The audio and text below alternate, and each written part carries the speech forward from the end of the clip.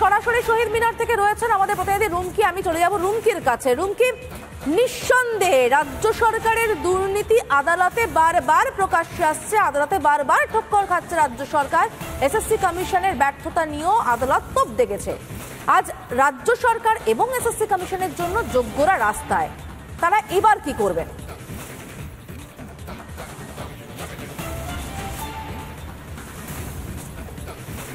একেবারেই সমাদৃতা এই প্রশ্নটা উঠছে, আর ঠিক এই প্রশ্ন নিয়েই এই মুহূর্তে যোগ্য চাকরি প্রার্থীরা তারা শহীদ মিনারের পাদদেশে জড়ো হয়েছেন এবং তারা নিজেদের যে যোগ্যতা প্রমাণ, সেই যোগ্যতার প্রমাণ তারা কালেক্ট করছেন সেখানে, এবং সেই নিয়ে তারা প্রতিবাদ জানাচ্ছেন, বিক্ষোভ দেখাচ্ছেন। একদিকে যেমন এই ছবি আমরা দেখতে পাচ্ছি শহীদ মিনারে, ঠিক সেরকমই আমি এই মুহূর্তে রয়েছি গান্ধী মূর্তির পাদদেশে।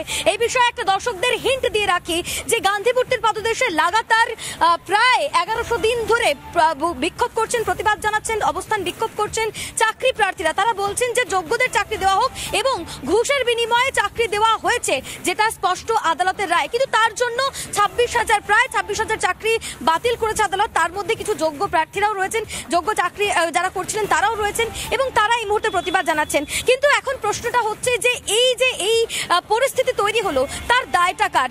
দর্শকদের একটা হিন্ট দিয়ে রাখি এবং যারা চাকরি প্রার্থীরা রয়েছেন তাদের সঙ্গে একবার কথা বলে নি।